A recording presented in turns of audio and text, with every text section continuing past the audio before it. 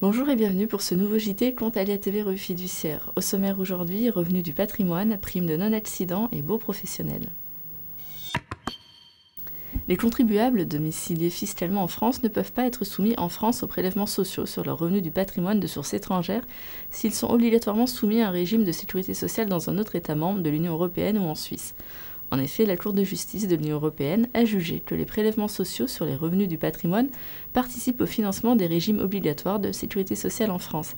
Il relève donc du champ d'application du principe de non-cumul des règles applicables en matière de sécurité sociale, et ce même si les prélèvements sociaux sont en principe assis sur les revenus du patrimoine de personnes soumises au régime de sécurité sociale français.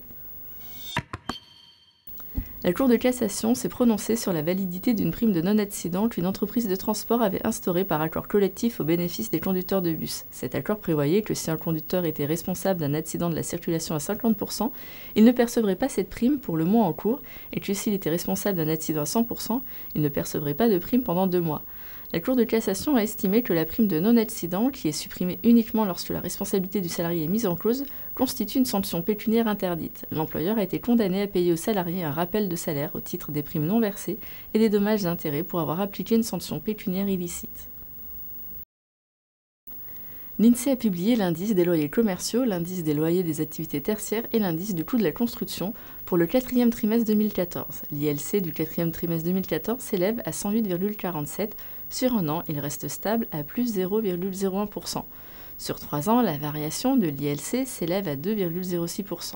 Quant à l'ILAT du 4e trimestre 2014, il s'élève à 107,80 et augmente de 0,50% sur un an. Sur 3 ans, la variation de l'ILAT s'élève à 3,06%.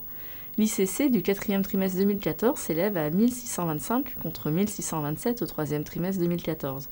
Sur un an, il est en hausse de 0,62%, après une hausse de 0,93% au 3e trimestre 2014. Sur 3 ans, l'ICC est en baisse de 0,79% et sur 9 ans, il est en hausse de 22%.